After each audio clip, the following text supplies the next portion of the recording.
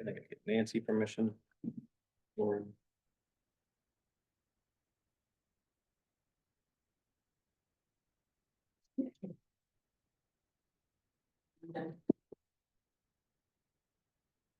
all right, we're gonna call this special joint meeting of the Deep River Board of Selectmen and Planning and Zoning Commission to order Wednesday, October 30th, 2024 at 6:01 PM.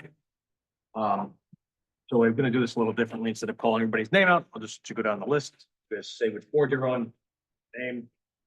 Tony Bolduc, Chairman of Planning and Zoning. Jones, Selectmen. Chatfield. Really?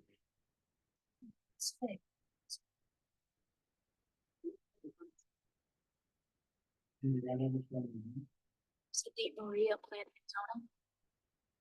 I know you. Daniel Smith, Planning and Zoning. All right, so first order of business is actions discussion. So basically, is it 98 West Bridge Street? 92 West Bridge Street comes up quite often, and we're not sure where to go with this. It's been through seven CEOs, and still no outcome. And a big part of the problem is the property is owned by one person, and the person who's causing all the trouble is a renter.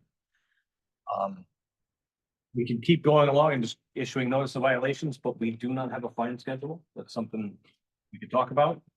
There's also at the zoning enforcement training that Zoe and I took just not too long ago, there's actually another option that I guess is a little newer to everybody, but the state housing prosecutor can possibly help with that. So that's maybe a next option. So anyway, just thoughts on your part. I mean, you're guys interested in the fine schedule? And I did want to point out a couple of issues that do come up with that is you need a hearing officer, and a hearing officer cannot be the zoning enforcement officer. They can't be an employee of the town. And what's the other one? There's a third one, but it's very limited. So basically you'd have to hire somebody outside of the town. It can't be the building inspector either.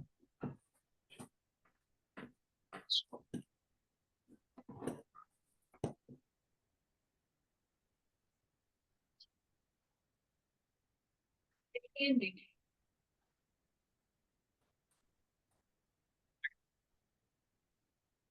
We're taking zoning enforcement training. And so mentioned that the state housing prosecutor has been a big help in a lot of these cases. So it's probably somebody we should contact, see if they're able to help us. To talk about a general approach that they've Yeah. been able to use. Yep. So Who is the state housing prosecutor? I don't know what the top of my head. Would it be helpful if I reviewed a little bit of the timeline? Yeah, for this? please. Want to clarify the purpose of the meeting, what we're trying to get to. I mean, are we trying to define regulations? Are we trying to resolve a specific situation? So does a fine schedule fit for everybody? If so, planning and zoning can take it up right now and put it on our agenda. That's kind of why we're having a special meeting. So if everybody is, consensus is, yes, we need a fine schedule, we can do that. That seemed to be the general when we've met. Catherine and I had sat down with a whole bunch of, all department heads and, I mean, not department heads, but everyone involved that could have helped with this particular property. It's been going on for over 10 years. I mean, and we just don't seem to have any teeth to what we have now on the books.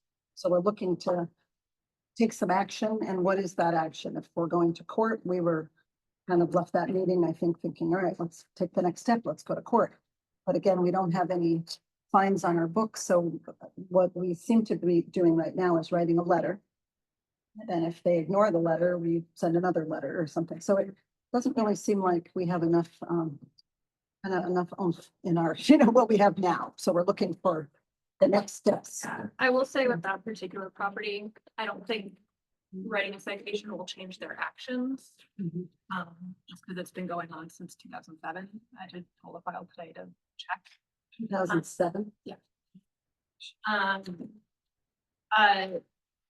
So, and this is only, so I've only received a few complaints that kind of fall under the discussion that we've had at the previous planning and zoning around light and that, those kinds of things. There may be more in town, but you know, just because they exist doesn't mean they're brought to my attention at the office. So this one, this particular property, the ZEO in 2007 sent him notices, eventually brought him to Superior Court. There was a little bit of a lull in things, and then you see, then a kind of this registration of vehicles whack-a-mole in 2016. 2016, so basically saying you can't have unregistered vehicles, they follow up and say, here's the registration.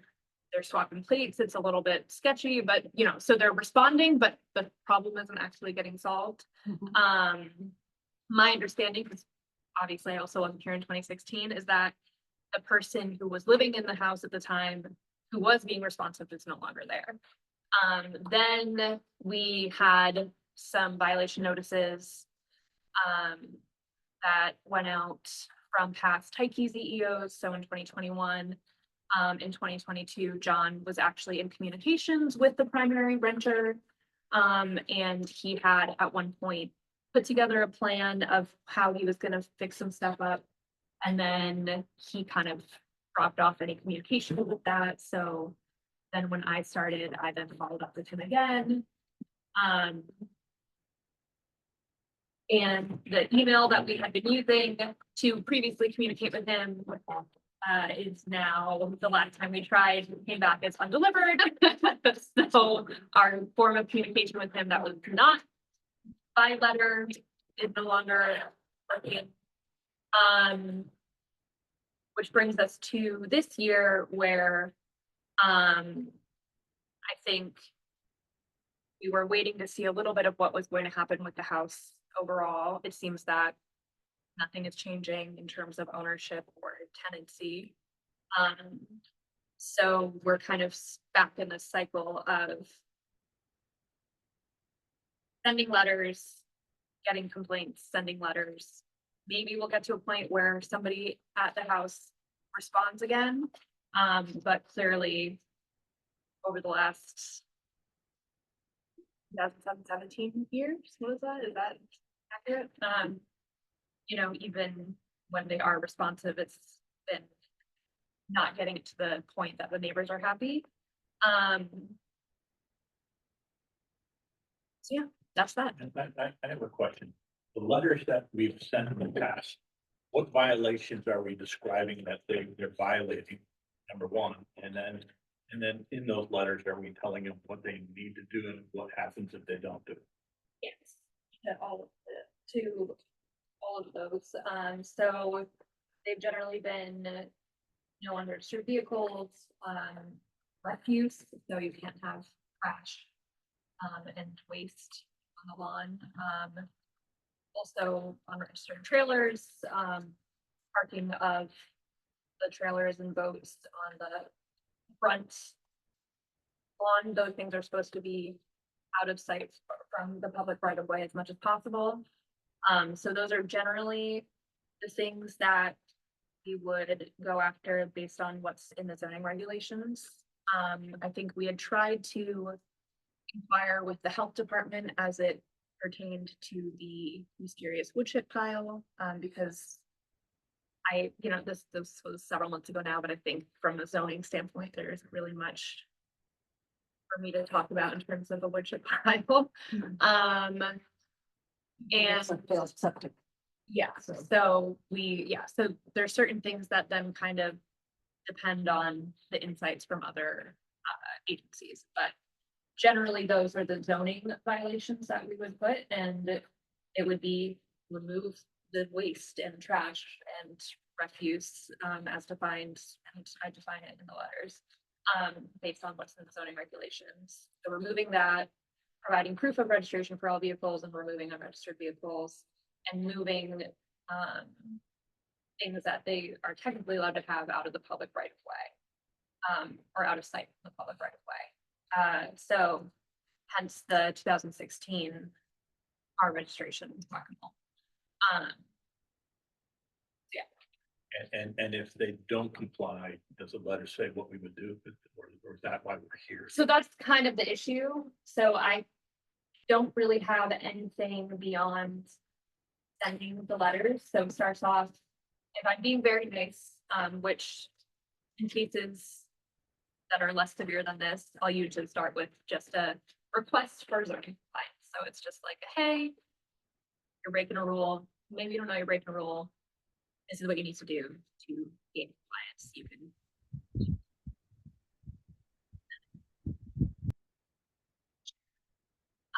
And then from there it would be a cease and desist, or a cease and correct.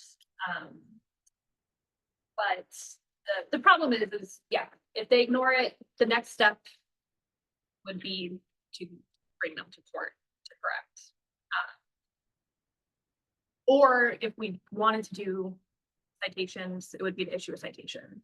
I think the good thing about that is that for people who maybe just need that extra nudge, they are responsive. I think the challenge with that is at the end of the day, for severe problem properties, they're probably just gonna ignore that. They're still gonna end up in court before anything actually happens. So Which is today, an opinion, but we have the ability to take them to court today. If we- So the reason, there's a section in here that I handed to you guys. So Connecticut General Statutes 8-268. When it comes to renters, you can go to court and let's say everything happens and you lien the property that will have no effect on the renters. And this is the, won't be so specific, but if, let's say the house just goes into foreclosure. Or we get, the case goes in our direction, you actually have to house renters for 3 to 6 months. So if we got the whole thing shut down, the town would be liable for putting them up in the rental place. And there's quite a few people there. yeah, I mean, it's a 2-family home. I don't know how many people are living in it, but The last count was 13. there you go. So that's the hesitation about going more. If we had the ability to give penalties and we give those penalties to the town, I think that would be more. Don't violations go to the property owner? Yeah, I think it has to, and John, correct me if I'm wrong, but I think it has to go to the property. Yeah, that's the only official record we have.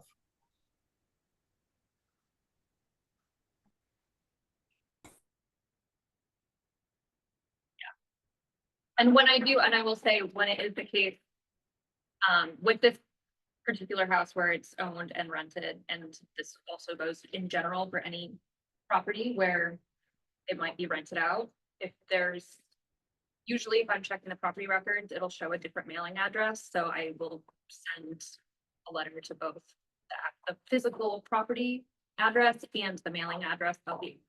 So in any violation cases, both parties are informed.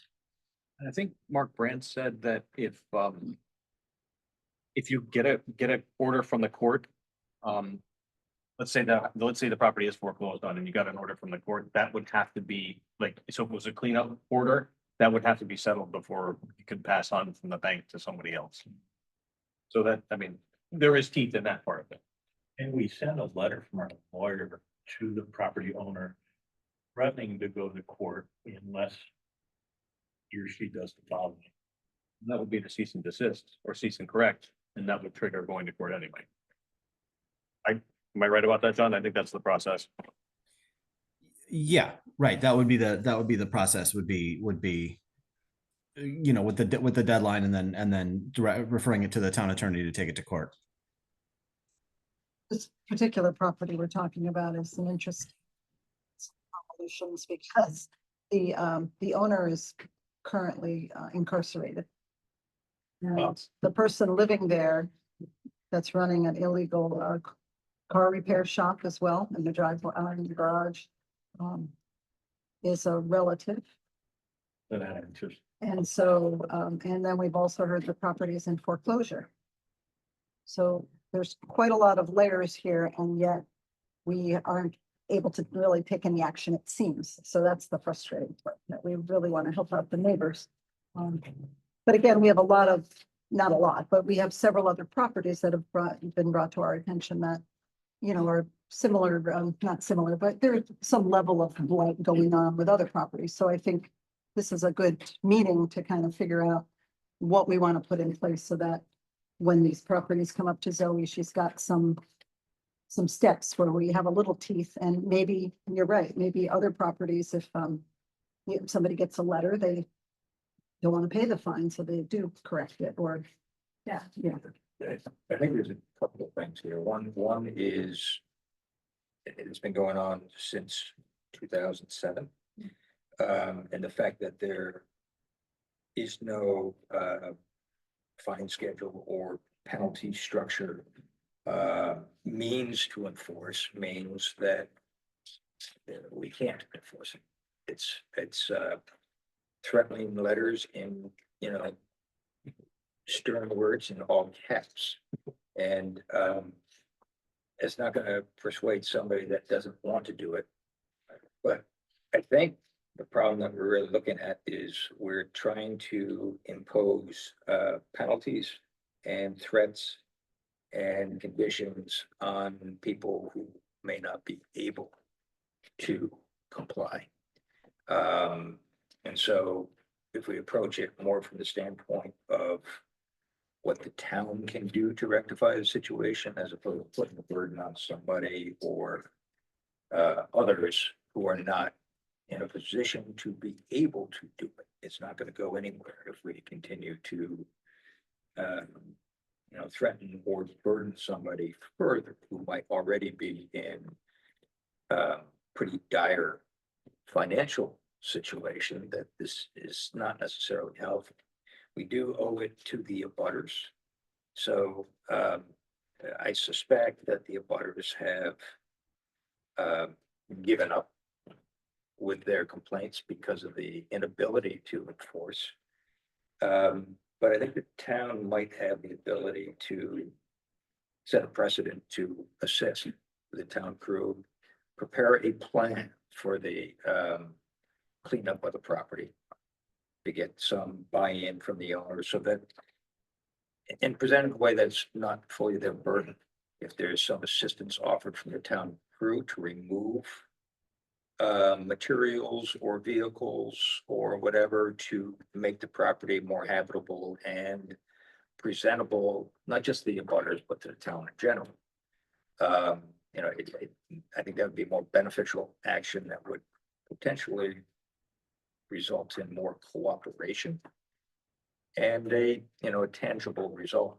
I don't think that, I think we have to create a structure for you know, enforcement with a fine schedule and violation, which needs to be, I think, carefully considered in relationship to all the other ordinance issues that are being done. But that's it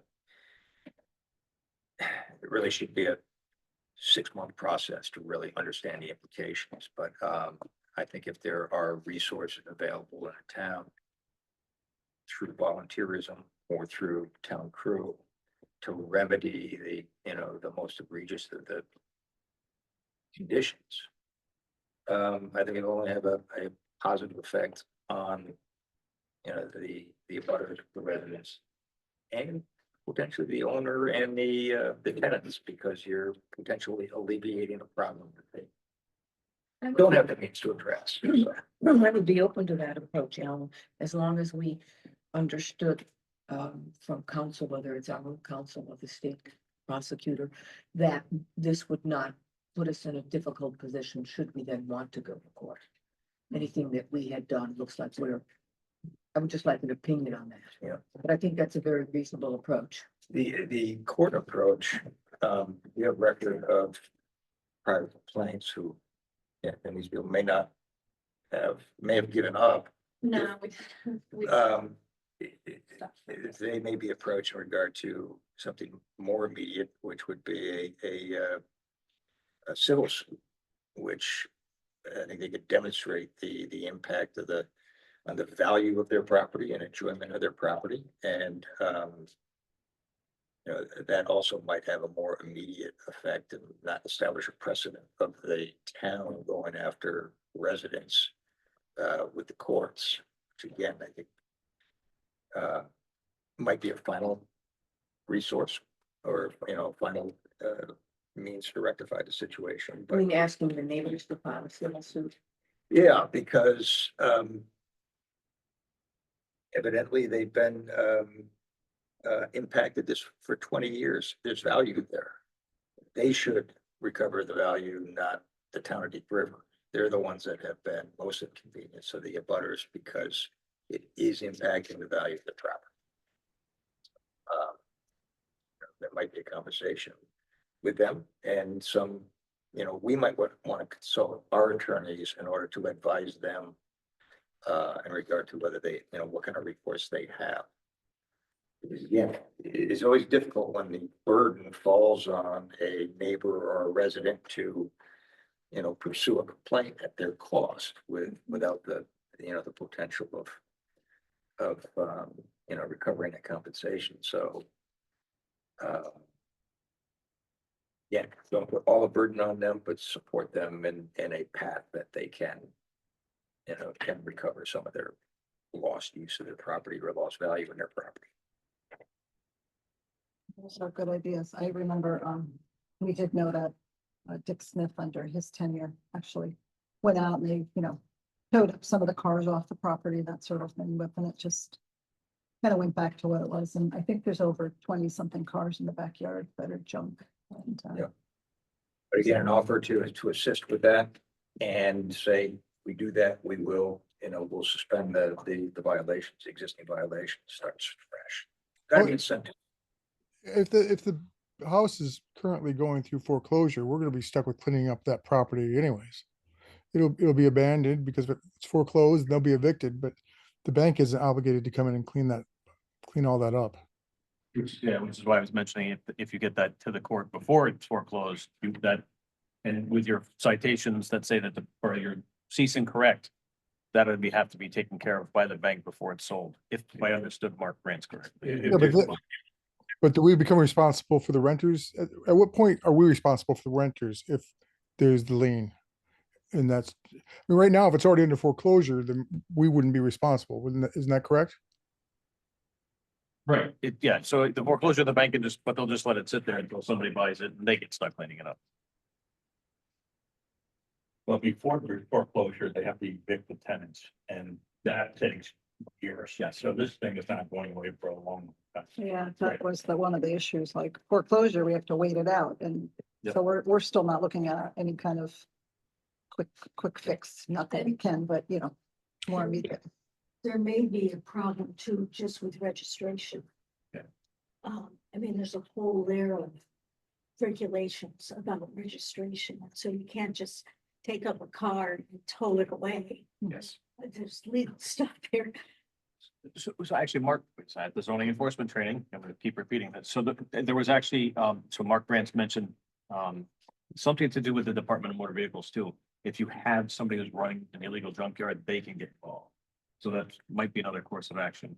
But I think we're going to have to reach out to our attorney because a lot of this stuff was just jotting it down and trying to study. And so I was like, oh, this fits something in Deep River. Let me make note of that. Here we Well, are I 2 weeks reached later. out to CRED Yeah. and they can't go on the property unless they see failed septic. I reached out to DEP and they said the same thing. They can't go on the property unless they see the auto repair shop. But the way they have the boat parked in front of the garage, you can't see that from the road. And so we've kind of hit these walls where we have tried to do some of these avenues, but Well, Have we seen that? Can you see the 20 cars from the road? no, they're in the backyard. So the neighbor up above has let our assessor Oh, so it's, go on oh, her property and she takes a lot of photos. She's got a lot of photos of the, well, because the cars themselves, if there are that number, or 15 or 25, that becomes a public hazard in several different ways, with the fluids and waste from the car batteries deteriorating. I mean, there's those in itself become a hazard. And well, Clinton actually, so we had a client, they had dumped a ton of wood chips on their property. I think it was like 20 truckloads. And they found something in the statute about creating a municipal solid waste facility. And so they ended up having to remediate the whole thing. So maybe there's something there, so we can look into that too. So it sounds like there's some legwork, but and I agree with Alan. I made that same speech at the Board of Selectmen meeting, was that you don't want to stick somebody who has no means with fines, because that just makes the burden worse. But I do think it's something we should have for these cases. And I think saying, building on what Alan said, that, there's one thing where we can come in and help clean up the property, and that's a good first step. But if they're unwilling to cooperate with us, then maybe one of the violations, not just monetarily, can be, and we will come in and remove all automobiles, we'll remove all the light, whether or not the owner agrees as part of the violation. We just need to write that could be possible in lieu of fines based on the judgment of the enforcement officer. I mean, if it's Then what's documented, gonna happen is somebody's gonna have something special that they say it's special and it's gonna get damaged and then they're gonna sue the town. Or something like And the town's footing the bill for, that. in this scenario, which Well, I also, the I town mean, really doesn't want to afford. in any case of removing anything from the property without consent for being on the property, which zoning also has the same with, we'd have to still go to the court to get at least court permission to. So it also, at the end of the day, if I'm not given permission, if the assessor isn't given permission, if Deep isn't given permission, if the public health department is not given permission, none of us, we shouldn't be trapped. Right. So we can't just go onto the property, including to remove vehicles, even if I say in a letter, hey, if you don't do something about it, I'm gonna remove it myself. So, I think what Alan was saying is that we offer it. If you would give us a way, give us a hold harmless, we could help you with this. And maybe that's how the letter starts, like, these are your options. We're giving you a cease and correct. And we can come help you if it's not something you do on your own. Give us, hold harmless. If not, these are the fines that you're going to incur for our new ordinance, kind of thing. yeah, but fines aren't gonna matter in this scenario. I mean, fines, the tenants, but they'll never get the fines and the owner's incarcerated, so he has the inability to pay flat out. So in this scenario, I mean, we do need a fine schedule, but So Daniel, you can lien the property.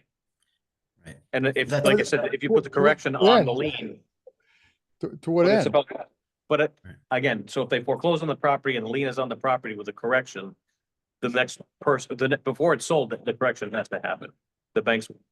We're talking a long way out, but That'd be years. I guess the question is to a lawyer, how can we go on that property to remove the cars? you can't unless they give you permission. Well, if it's established as a hazard, that's why I mentioned it's yeah, if it can be established as a health risk or a hazard or some type of risk. And there can be a court order that allows access as Okay. well. Yes, Absolutely. And I have a couple of thoughts. shoot. So number one, DMV does not like illegal repairers. So I didn't realize there was repair going on there. So along with that statute there's a whole expanded thing on repairs, all that kind of stuff. And DMV doesn't like that. That's an avenue. The abutters, if they give us permission to go on their property, we can see what's going on the Yes, violator's we can property. So there's a way to get back there and see possibly what's going on. Right. Health The assessor department, has to. if they can't walk right on the property, if there's any kind of an odor, they can go on the abutter's property if they give us permission, and they can, that's serious, a failed septic. I think there's a way through all of this, whether it's fines and our process and all that, that at some point, if the town has to go on the property to clean it up, we lien the property for the cost of the cleanup. This is in the event that the property owners don't want our help and want to continue doing this illegally and don't feel like conforming. There are all of these things that you can get written up in ordinances, regs, whatever, so that we have that process and use all of these means to be able to lien the property, and at least at some point, the town gets the money back for the cleanup. Because realistically on this property, you'll need a court order. There's not, I mean, it seems pretty obvious. Yes, and it may take a couple of years, 3 years, whatever, but at least we have the process in place to at least start. Because Apparently, we haven't been able to do that since 2007. So that's We need what, to start yeah, somewhere. we should ask ourselves, what do we need to be able to pursue a court order? Is And it that's in our what- statutes today? If not, what needs to be put in? That's what the attorneys need to Right. direct. But at the moment, we don't need fine schedule, we can just send it to the courts. But the fine schedule is a little, is a little more helpful for other violators too. Well, for this specific issue, which seems like it's a, an important issue that's been around since 2007. If you want to resolve that issue, I think you have to go down the route of going to a lawyer and saying, what do we need to do to take this to court? So maybe we ask, my thought is ask him about the state housing prosecutor. Ask him about, the illegal repair shop. Because I know that the Department of Motor Vehicles deals with that. And again, I know the health district, you should probably have to talk to Scott instead of, the guy who's assigned to Deep River, Greg. So like really push on the director versus the regular guy that comes out. Those are my thoughts, and then just see what they say and probably start the court proceedings, but that's again, a burden on the town. Then if the lawyer comes back and says, you need this in your regulations in order to move forward for order, then we reconvene and talk about that. Well, so I did call the state Department of Motor Vehicles, and they only have 4 inspectors that cover the entire state. That's always an issue. So they Every said, department. Right, by the time they got to Deep River, then they wouldn't get to Deep River because they've got quite a few of these in Bridgeport and these big cities, and so Okay. they weren't really interested in coming down. Then we have the attorney look at the state statutes for illegal repairs and see what they can do. and I think by involving the housing prosecutor, from what I heard, is they may push on the DMV. Great, great. So is that consensus? We're gonna reach out to the attorney and go from there? Who's reaching out to the attorney? Maybe. I'll make, Well, I'm going- Zoe can do it. But that's for that particular property. I mean, Right. Yes. fine schedule, we're still gonna go forward with that, correct? So that's a medium, that's a kind of like in the middle, like Tim was saying, that's kind of in the middle for people who aren't. Right. It's not an egregious kind of a violation, it's just. And I think, so I gave you 2 examples of zoning violations, and citation procedures. And I think if we take what Alan has put out and maybe make that the first couple of options, here's your cease and correct.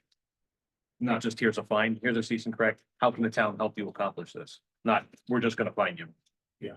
So I don't think these are, they're close for getting the fine schedule, but there needs to be more before that, I think. Yeah, because every situation is gonna be different. Right. Well, you always, when you do that, though, you always send the letter and say, please contact us within this many days, and they contact you, and then you work it out. You don't just then start finding them just cause. You make them contact you. Yeah, And right. if they're willing to work it out, you don't find them. You just, Right. it's when they stop working with you. So in this particular case, the reality is, if we start this process, we're probably gonna condemn the property. Right? If they don't have a working septic. So we're gonna displace 13 residents. What's the cost to us?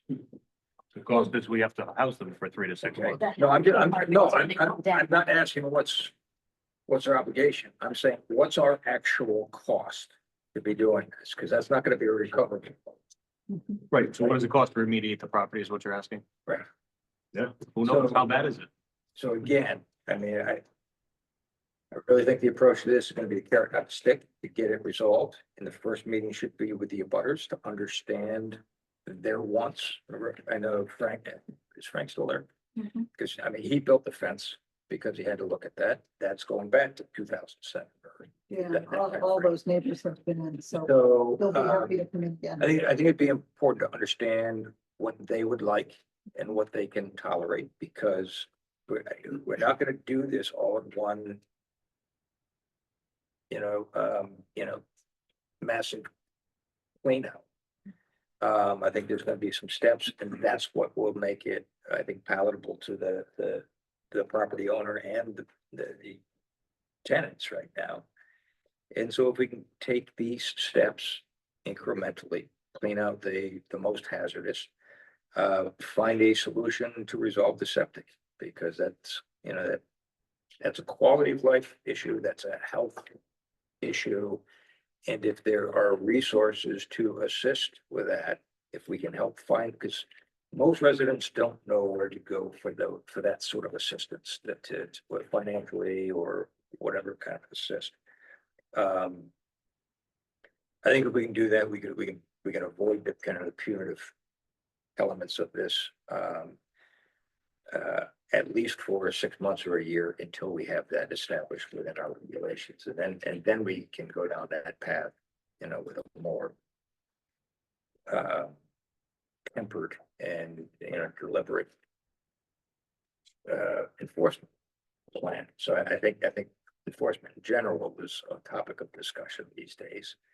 But, you know, I think incremental steps will be our solution. One is to take care of the biggest eyesores that are identified by the abutters that cause the complaints. Two, take care of the health issues, which would be the septic, and gain the cooperation of the residents. How come Craig can't help us out with the septic? Yeah. Well, they went by and they didn't see any surface pooling, or, you know, they didn't see any visible water or oozing, or they didn't smell anything. So there was a few things. And they, like Zoe said, they couldn't just go onto the property without seeing some visual reason to go onto the property. And you get, you know, from the neighbors and get a closer look at it. I think it would have to reach out again That's and see, because I also, you know, when we have somebody from a public health viewpoint, you know, I can look at stuff and say, this looks like a health, you know, a health violation, but at the end of the day, I'm a zoning person. Like I don't have the same expertise that, you know, the public health folks would have, that hopefully they could say, no, this is a problem. Which guy's got the fence? This guy or this guy? Number 6. There may be one on the butter 8 as well. 8 is probably at more risks there. That's what I'm thinking, yeah. They're down topo from this property, and there's a lot of ledge there, so anything that's leaking is probably gonna migrate to property 8. That's why the red is the sewer. That's why I was looking. Has the neighbors complained about the septic smell in any way? 'Cause that would be a reason. I don't believe I've gotten anything that's specific, but I checked. I don't know if they've mentioned it in person, Carol, if you recall. No, I don't. Think about the septic. But number 6 is trying to sell, and the real estate agent has told him that he's gonna get less because of that. What he looks down on. Yeah. So, Even with the fence, you can see right over the fence. yeah. I mean, So, Alan, I'll take to your point, but do you think talking to both the attorney and the abutters at the same time? We don't have to proceed with the attorney, we just can get their opinion on all these items. We talk to the attorney, we get advice as far as what, you know, what avenues are available. And then you think, I mean, so I know they have a problem with this too, because they, same thing. I mean, they're dealing with it also. So I mean, how do we reach out to them? Like, or does the selectmen reach out to them? How does that work? Well, like number 8 has come in several times. Yeah. Whoever's in 12, I think, has come in. Or 22 across the street from, Oh, yeah, yeah. And when they come in to talk to the selectmen or? to Yes, they've come in and talked to all of us at one point. They've come in and talked to me twice. So then you have the ability to answer them back, I think, right? No, or not? Well, I think, as Alan said, I would buy into any little move, you know, forward movement. They will be pleased because nothing has seemed to move forward. I think until we have what that looks like, Right. it'll be a very not very fruitful conversation. I think we should start with the attorney. And the attorney should tell us how to proceed on this. In working, I have with. And I think we should ask the health department if you find an issue and they decide that someone can't live in that house, do they pick up the bill? I think We're not they the ones condemning it, they would be the ones kicking them out. So we should ask about that too. that's about. Which shuts it down, that's not really the town. It's not the town, and we are part of a district and we need them to be our our health department. I think they pull the building inspector in at that point, and then it becomes. Yes, because then if our building inspector condemns it, then we are liable. Is our first step, what's our highest priority? We look in the car? Or is it the septic? What's the highest priority here? I didn't know the septic was failing. That's a health violation. That has to be the first priority, because that doesn't just affect them, that affects everybody in the Are we neighborhood. just making the assumption that there's a problem with septic? I mean. I think that is what we're doing. It is, it's- as far as we know, it's hearsay, absolutely. I think we should focus on it. If the neighbors are all complaining about the issue of cars and repair, that's what we should focus on, and that's what we should ask the attorney. How can we remove those cars? Because they're not, the owner's not gonna do it, he's incarcerated. The tenants aren't going to do it. Well, So, the relative that lives there, he's the one that runs the auto body place. Hmm. So I think even if we get the owner's permission, you have to get by the person living there. Yeah. And there's been a lot of police calls there, so. so that's what the attorney has to answer, how, if, you know, if these cars are owned by the tenant, but it's at that property and nobody's handling it, how do we remove it? How to remove the cars? If that's the number one priority. Okay. He was always reaching out to the attorney. I will reach out to Crad again, talk to Scott, who I have talked to, but see if we can move it forward. And I don't mind calling the DEP or the DMV again and seeing. I would ask Greg if the neighbors say they smell septic, is that enough for them to investigate? And I think the director has to make those decisions, not the sanitarian, so it would be good to reach into the director. Let me ask one other question. Is this in purview planning zone? Does that help you? That's the, Oh, the front yard was much worse Yeah. today. yeah, it's not words. We don't have a blight ordinance, right? So we're now responsible for enforcement of blight. The only issue that is in the purview of planning zoning is a non-conforming use. If it's proved that there's an auto body or auto repair. But again, Which the is burden is also on us to prove because Hearsay, it's a. as far as the evidence. I've been Right. or So- witnessing myself. I think at the moment, we don't necessarily have any authority to take action, with the exception of blight. That's a town issue. We might be able to call it a motor vehicle recycler's yard, just by Yeah. visual. Or just your covers, I think. That's- Yeah, but you're in other towns. No, no, Regulation. no, that's the That's the state. state. That's the state. Two or more unregistered vehicles. And looking at the. So that's a state ordinance, or is it ordinance or regulation? State law. Who's responsible for enforcement for that?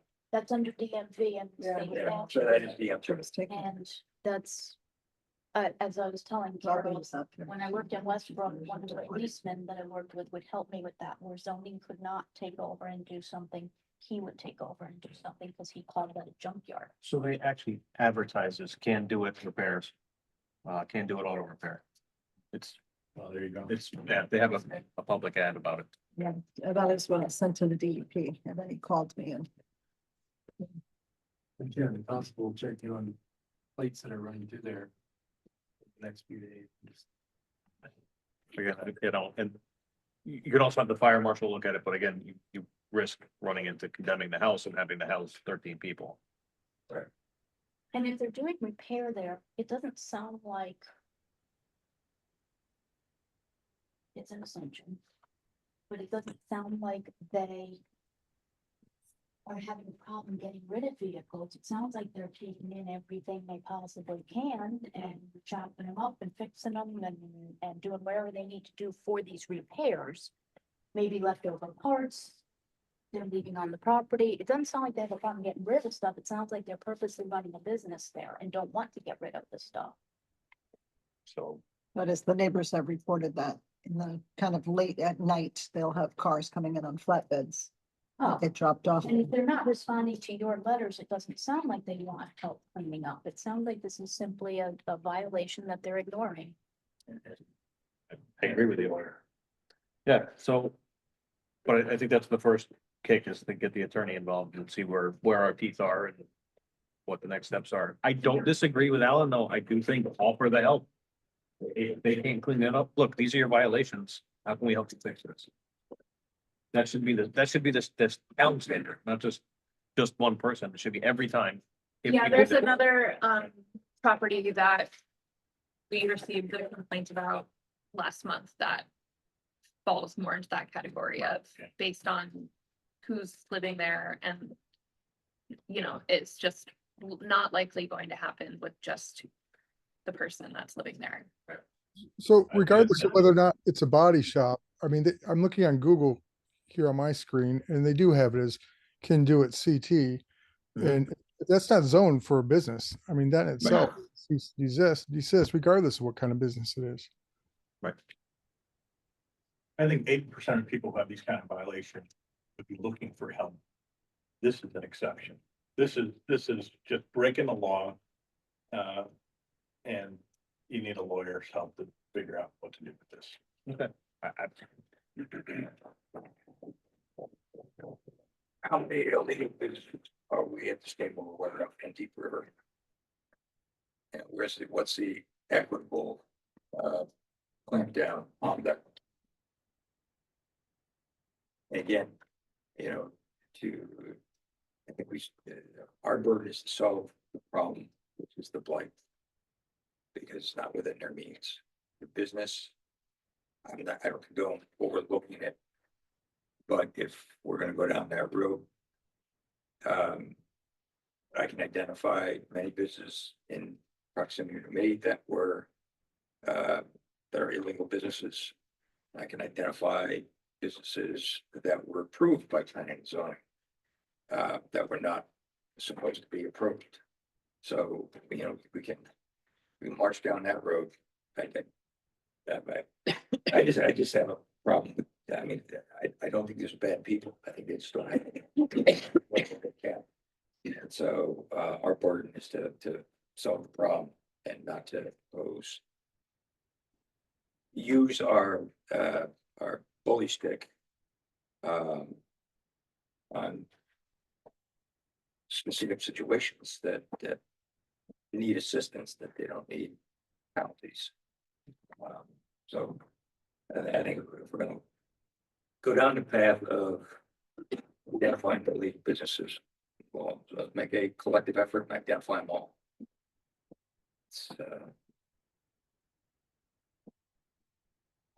All right, well, It's just that it's been going on for so many years. People only want help. People aren't gonna change if they want to change. We can offer all the help we want. And they're gonna fuck the site. All the letters have been written over the years, and they're just, no. All letters were violations. Never an offer of how we can do this. Yep. I think we just start there and see. No, I agree on it. Just opens up the communication, yeah. It's just that, again, you can only help someone if they want to be helped. I understand. all right. So I mean, I think we all agree that that's the path forward. Ask them how we can help, and at the same time, ask our attorney what our process should be going forward. I mean, does anybody disagree with that? You have to start trying to explain, like, in case they're not aware of it. Yeah. How they're affecting their neighbor. I would talk to the attorney and Craig first. Yeah. And then plot the action and help. But there's not a single person on this table that brought that as a neighbor. Yeah. And like. And I'm really surprised that the neighbors really haven't put more pressure on us. Yeah. Than they have. They've put enough, but a lot more. Right. And I don't think we're trying to go after them, just them, because they're an illegal business. I don't think we're doing that. And I think going after every illegal business in town would be a little extreme, because we're not getting complaints about every single business in town. We're getting a lot of complaints about this one, and this one's a big one. So offer to help. They haven't reached out to you at all. So offer to help, and if they still don't reach out, then we go from there. I mean, I don't think we need a vote for that. It's pretty much always gonna reach out to the attorney and write a letter that says, how can we help? We jumped right down from Martin. With cash from right now. Right? So you'll communicate back to the findings of the attorney. And then as far as the violation Yeah, schedule, pick up your trail. Come on. we're still gonna pursue that. That was my next Or question. you can- But So does everybody think a fine schedule is something we should look into? Yes. Yes. Yeah. Okay. You need a process. Okay. So if you guys would take a look at those, take them home, think, cruise through the two that we have, because they're a little bit different, but I mean, they cover the basics. And we'll take this up at the next planning and zoning meeting. Just the other thing that, so at the Board of Selectmen meeting, we talked about possibly bringing on a zoning enforcement officer. I spoke to Tony after the meeting, and then when we went to Board of Finance, we said either zoning enforcement or additional hours for our zoning. So can we just touch on that a little bit to see, what do you think about that? Would a zoning enforcement officer help you? Or just additional hours help you to? Because I know you're only in Deep River 6 hours a week, right? It's Mondays and Wednesday mornings. I guess, yeah, it's about. Six and six. Yeah. I could just, I don't want to go too far off because Oh, okay. Amy made us specifically spell this out. Oh, it's not on here. Okay. Yeah, Okay. no, We can I- talk about it next time. But yeah, I mean, if we could really have that quick conversation off the record with no vote or something. It does sound like we have support from the selectmen to increase our budget to accommodate additional enforcement. So I think that that's something that we haven't had in the past, and we've gone to Board of Finance with our budget proposal, so. I think we should work together, try to iron it out, find out what the best structure is, what the need is, and if we do end up with a fine schedule for infractions, that might augment our coffers to pay for additional enforcement, so. So we can bring that up another time. Okay. Well, that's, I mean, anybody have anything else related to this? If not, I'm just going to call this meeting adjourned. Everybody in favor? Right. All right. Thank you all. Have a good night, guys. We adjourn to Board of Selectmen. Same time. Thank you. Nancy. And we got that drainless. Like. How did the mold